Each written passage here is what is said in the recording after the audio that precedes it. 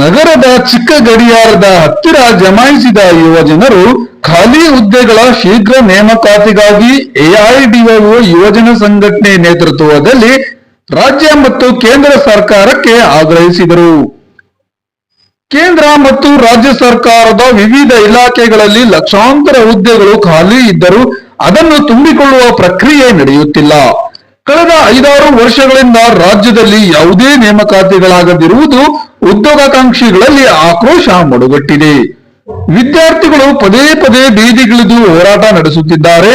ನಿರಂತರ ಹೋರಾಟದ ಫಲವಾಗಿ ಮುಖ್ಯಮಂತ್ರಿಗಳು ಕಳೆದ ಡಿಸೆಂಬರ್ನಲ್ಲಿ 56,432 ಹುದ್ದೆಗಳನ್ನು ಭರ್ತಿ ಮಾಡಿಕೊಳ್ಳುವುದಾಗಿ ಮತ್ತು ಬೆಳಗಾವಿ ಅಧಿವೇಶನದಲ್ಲಿ 24,300 ಹುದ್ದೆಗಳ ನೇಮಕಾತಿಗೆ ಆರ್ಥಿಕ ಇಲಾಖೆಯಿಂದ ಅನುಮೋದನೆ ದೊರೆತಿದೆ ಎಂದು ಘೋಷಣೆ ಮಾಡಿದರು. ಆದರೆ ತಿಂಗಳುಗಳೇ ಕಳೆದರೂ ನೇಮಕಾತಿ ಪ್ರಕ್ರಿಯೆ ಪ್ರಾರಂಭವಾಗಿಲ್ಲ. ಈಗ ಮತ್ತೆ ಹೋರಾಟದ ಬಿಸಿ ತಟ್ಟಿದ ಮೇಲೆ ಸಚಿವ ಸಂಪುಟ ಸಭೆಯಲ್ಲಿ 56,000 ಹುದ್ದೆಗಳ ನೇಮಕಾತಿಗೆ ಅನುಮೋದನೆ ದೊರೆತಿದೆ ಎಂದು ಸರ್ಕಾರ ಹೇಳುತ್ತಿದೆ. ಆದರೆ ಇದು ಕೇವಲ ಬಾಯಿ ಮಾತಾಗದೆ ಕೂಡಲೇ ನೇಮಕಾತಿ ಅಧಿಸೂಚನೆ ಹೊರಡಿಸಬೇಕು. ಪ್ರತಿಭಟನೆಯಲ್ಲಿ ಭಾಗವಹಿಸಿದ ವಿದ್ಯಾರ್ಥಿಗಳು ರಾಜ್ಯ ಸರ್ಕಾರಕ್ಕೆ ಆಗ್ರಹಿಸಿದರು.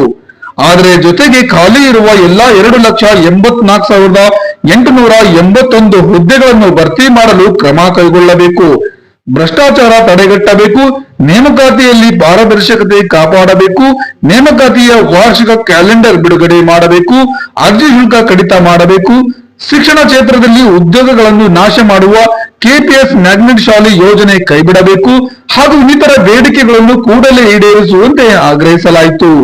ನಮ್ ಡಿಮ್ಯಾಂಡ್ ಯಾಕಂದ್ರೆ 5-6 ವರ್ಷದಿಂದ ನೇಮಕಾತಿಗಳೇ ಆಗಿಲ್ಲ. ಈಗ ವಯೋಮಿತಿ ಹೆಚ್ಚಿದ್ರು ಕೂಡ ತುಂಬಾ ಜನ ನೇಮಕಾತಿ ಅರ್ಹತೆಗೆ ಒಳಗಾಗಲ್ಲ. ಹಾಗಾಗಿ ಎಲ್ಲ ಹುದ್ದೆಗಳು ತುಂಬ್ಕೋಬೇಕು. ಜೊತೆಗೆ ಇವತ್ತೇನು ಉದ್ಯೋಗಗಳನ್ನ ನಾಶ ಮಾಡುವಂತ ಒಂದು ಕೆಪಿಎಸ್ ಮ್ಯಾಗ್ನೆಟ್ ಯೋಜನೆ ತಂದಿದೆ ಸರ್ಕಾರ. ಶಿಕ್ಷಣ ಇಲಾಖೆಯಲ್ಲಿರುವಂತ 80,000 ಹುದ್ದೆಗಳನ್ನು ನಾಶ ಮಾಡಕ್ ಹೊರಟಿದೆ. ಇದನ್ನ ಕೈ ಬಿಡ್ಬೇಕು ಅಂತ ನಾವು ಕೇಳ್ಕೊತಾ ಇದೀವಿ. ಹಾಗೇನೆ ನಾವು ಇನ್ನೊಂದು ಡಿಮ್ಯಾಂಡ್ ಹೇಳ್ತಾ ಇರೋದು, ಕ್ಯಾಲೆಂಡರ್ ಆಫ್ ಈವೆಂಟ್ಸ್ ಅಂತ ಏನೋ ಸರ್ಕಾರ ಬಿಡುಗಡೆ ಮಾಡ್ಬೇಕು. ಪ್ರತಿ ವರ್ಷ ನಾವು ಇಂಥ ಟೈಮಲ್ಲಿ ಇಂಥ ನೇಮಕಾತಿ ಕರಿತೀವಿ, ಇಂಥ ಪ್ರೊಸೀಜರ್ ಅನ್ನೋದನ್ನ ಸರ್ಕಾರ ಬಿಡುಗಡೆ ಮಾಡಬೇಕು. ಜೊತೆಗೆ ಅದರಲ್ಲಿ ನೇಮಕಾತಿಯಲ್ಲಿ ಪಾರದರ್ಶಕತೆ ಮೇಂಟೈನ್ ಮಾಡಬೇಕು. ಜೊತೆಗೆ ಕರಪ್ಷನ್ ತಡೆಗಟ್ಟೋದಕ್ಕೆ ಸ್ಟ್ರಿಕ್ಟ್ ಆಗಿ ಕ್ರಮಗಳನ್ನ ತಗೋಬೇಕು ಅಂತ ಸರ್ಕಾರಕ್ಕೆ ನಾವು ಆಗ್ರಹಿಸ್ತಾ ಇದ್ದೀವಿ.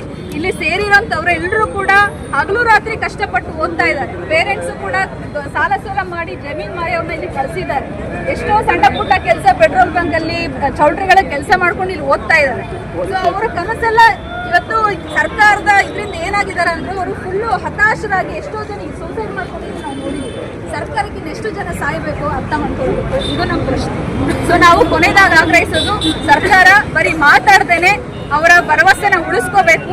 ಇಲ್ದಿದೆ ಯುವ ಜನರು ಮುಂದಿನ ದಿನಗಳಲ್ಲಿ ಸರ್ಕಾರಕ್ಕೆ ಪಾಠ ಕಲಿಸ್ತಾರೆ ಅಂತ ಹೇಳೋದಕ್ಕೆ ಇಷ್ಟಪಡ್ತೀನಿ. ಸುಮಾ, ನನ್ನ ಹೆಸರು ಎಐಡಿವೈಒ ಸಂಘಟನೆ ಕಾರ್ಯದರ್ಶಿ.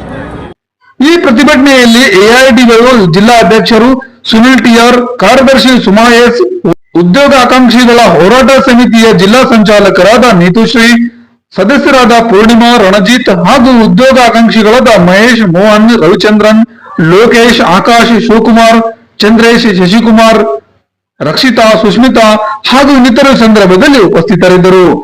ನಂತರ ಕಳೆದ ನವೆಂಬರ್ ತಿಂಗಳಿಂದ ಫೆಬ್ರವರಿವರೆಗೆ ಮೈಸೂರಿನ ಯುವಜನರು, ಉದ್ಯೋಗಾಕಾಂಕ್ಷಿಗಳು ಮತ್ತು ಸಾರ್ವಜನಿಕರಿಂದ ಸಂಗ್ರಹಿಸಿದ 5,167 ಸಹಿಗಳಿರುವ ಮನವಿ ಪತ್ರವನ್ನು ಮೈಸೂರು ಜಿಲ್ಲಾಧಿಕಾರಿ ಲಕ್ಷ್ಮೀಕಾಂತ್ ರೆಡ್ಡಿರವರ ಮೂಲಕ ಕೇಂದ್ರ ಹಾಗೂ ರಾಜ್ಯ ಸರ್ಕಾರಕ್ಕೆ ಸಲ್ಲಿಸಿದರು.